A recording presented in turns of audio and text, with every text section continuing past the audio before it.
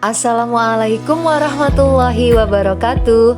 Hai anak-anak, berjumpa lagi dalam pembelajaran Bahasa Indonesia bersama saya Rina Adibah.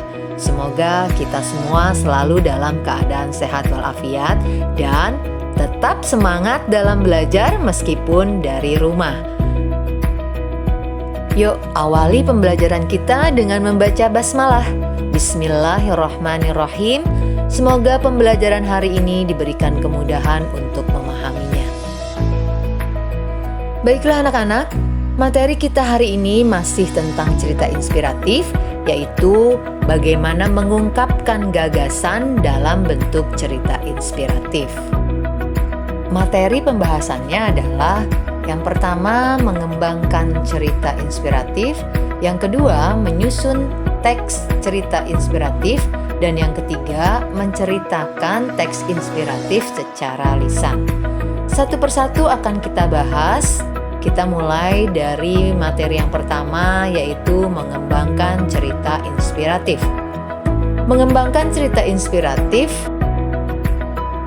dapat diartikan mengembangkan cerita sendiri berdasarkan pengalaman-pengalaman pribadi atau berdasarkan cerita yang telah ditulis ataupun cerita dari pengalaman orang lain. Nah, berikut adalah cara-cara yang dapat dilakukan untuk mengembangkan cerita inspiratif. Yang pertama, menentukan peristiwa-peristiwa berdasarkan pengalaman nyata yang dialami sendiri ataupun dialami oleh orang lain. Yang kedua, menentukan bagian pembuka, bagian inti, dan bagian penutup dalam cerita inspiratif tersebut. Kemudian yang ketiga, kembangkanlah dengan menggunakan bahasa kita sendiri. Nah anak-anak, agar keterampilan dan kemampuan menulis kita meningkat, terdapat beberapa hal nih yang bisa kita lakukan. Di antaranya sebagai berikut. Harus banyak membaca, karena dengan membaca kita dapat menuangkan ide-ide yang kita miliki ke dalam sebuah karya. Kemudian juga kita harus melatih kemampuan menulis agar dapat menghasilkan karya yang baik dan benar. Kita juga harus rajin mempelajari kaidah-kaidah penulisan bahasa Indonesia yang baik dan benar. Dengan mempelajari kaidah penulisan tersebut, kita dapat memahaminya dan bisa langsung mempraktekkannya ke dalam tulisan yang kita buat. Kemudian, kita bisa mempublikasikan hasil tulisan yang kita buat seperti di media elektronik atau media cetak. Apalagi kalau sekarang ini banyak media-media sosial yang bisa kita jadikan sebagai tempat publikasi tulisan kita. Nah, kemudian yang berikutnya adalah selalu percaya diri. Nah, ini penting nih. Kita harus pede dengan apa yang kita tulis. Materi selanjutnya adalah menyusun teks cerita inspiratif. Berikut ini adalah langkah-langkah dalam menyusun tulisan atau teks cerita inspiratif. Yang pertama, kita memilih sumber ide cerita atau gagasan pokok. Sumber ide atau gagasan pokok teks cerita inspiratif dapat berupa inspirasi pribadi, kisah hidup atau pengalaman hidup pribadi, atau kisah hidup atau pengalaman hidup orang lain. Nah, ubah ide pokok tersebut menjadi tema atau topik. Ya, tema atau topik ini adalah sesuatu hal yang dibahas atau yang diceritakan. Kemudian langkah yang kedua adalah mengembangkan ide cerita. Kembangkan dengan bahasa yang sederhana, sebisa mungkin buatlah atau kembangkanlah cerita sebagaimana kamu berbicara dengan temanmu seperti biasa. Dalam cerita inspiratif tidak perlu kata-kata bergaya dengan aturan tata bahasa yang rumit. Artinya kita bisa membuat tulisan seperti orang sedang mengobrol. Nah, tujuannya agar pesan yang disampaikan bisa lebih mudah dipahami. Langkah yang ketiga adalah membuat kerangka. Buatlah kerangka yang sesuai dengan struktur teks cerita inspiratif yang sudah kita bahas di minggu yang lalu. Langkah yang terakhir adalah mulai menulis. Nah, mulailah menulis sesuai dengan kerangka yang tadi sudah dibuat agar cerita bisa lebih tersusun dengan rapi, dengan runtut dan logis sesuai alur dan strukturnya. Dalam menyusun atau menulis kisah inspiratif, ada beberapa hal yang harus kalian perhatikan. Yang pertama adalah menentukan tema. Menentukan tema merupakan hal yang mendasar dalam menulis teks jenis apapun. Setelah dipilih sebuah tema, maka kita harus bisa konsisten dengan tema tersebut. Misalnya begini, jika ingin menuliskan cerita inspiratif tentang kisah perjuangan, maka cerita kita hanya akan seputar kisah perjuangan saja. Jadi jangan sampai cerita melebar sampai kemana-mana. Apabila tidak fokus, kisah inspiratif yang kita tulis tidak menarik, tidak logis, dan tidak akan runtut alurnya, dan pesannya tidak akan tersampaikan. Kemudian juga kita menentukan topik. Topik sebuah cerita tidak boleh terlalu umum, sehingga akan sangat luas cakupannya. Topik yang akan dibahas perlu dipersempit dan dibatasi, sehingga cerita yang akan disampaikan itu akan mendalam. Kita juga harus batasi jumlah halaman. Jangan terlalu panjang karena akan membuat jenuh atau lelah para pembacanya. Jadi kita hanya perlu 3-4 halaman saja.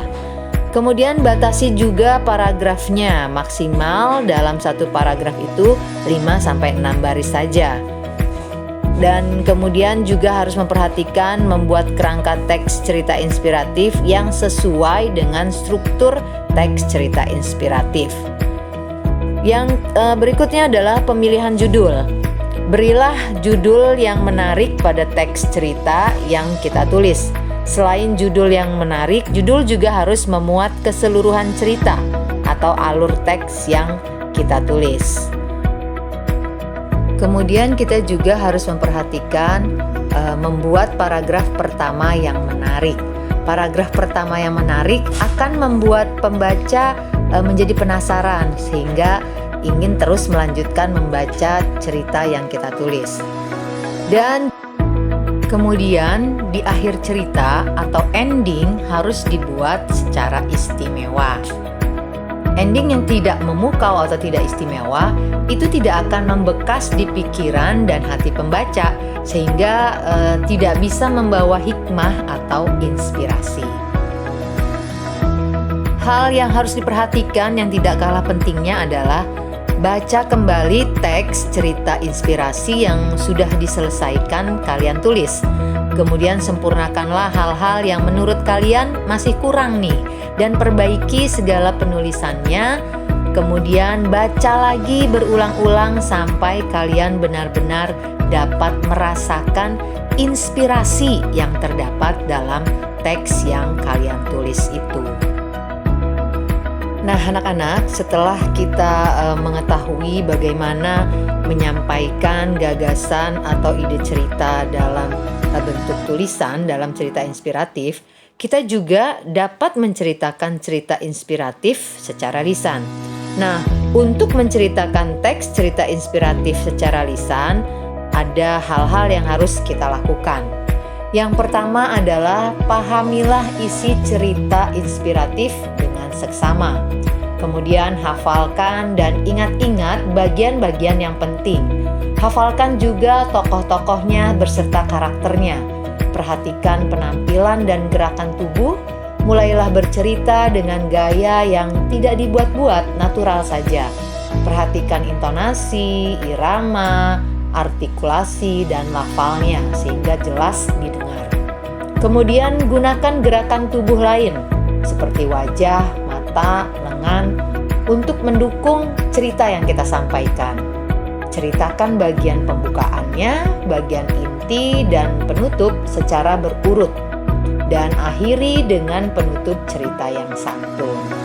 Setelah menceritakan cerita inspiratif secara lisan, kalian dapat memberikan tanggapan terhadap cerita tersebut. Nah, tanggapan pada cerita juga bermacam-macam. Ada 3 jenis tanggapan dalam cerita inspiratif, yaitu pujian, saran, dan kritik. tanggapan berupa pujian. Pujian merupakan suatu pengakuan dari seseorang atas kelebihan atau kebaikan orang lain. Juga merupakan suatu penghargaan dan biasanya diikuti dengan kata-kata yang penuh pujian seperti hebat dan luar biasa. Yang berikutnya ada tanggapan berupa saran. Nah, saran merupakan pendapat dari seseorang mengenai perlakuan atau perbuatan seseorang. Saran itu berisi tentang usulan dari seseorang yang perlu dipikirkan atau dipertimbangkan lagi. Biasanya diikuti dengan kata-kata seharusnya, sebaiknya, dan sebagainya. Dan ada juga tanggapan berupa kritik. Nah, kritik ini tidak jauh berbeda dengan saran. Kritik merupakan pendapat mengenai baik atau buruknya seseorang yang perlu diubah karena tidak sesuai dengan norma yang ada. Kritik itu digunakan untuk mengungkapkan suatu ketidaksetujuan yang mengacu atau mengarah pada sesuatu yang lebih baik dan benar. Selesai sudah pembahasan materi kita hari ini. Semoga apa yang sudah kita pelajari bisa kalian pahami dengan baik. Sampai jumpa di pembelajaran jarak jauh berikutnya. Tetap semangat dan selalu jaga kesehatan. Wabillahi taufiq wal hidayah. Wassalamualaikum warahmatullahi wabarakatuh.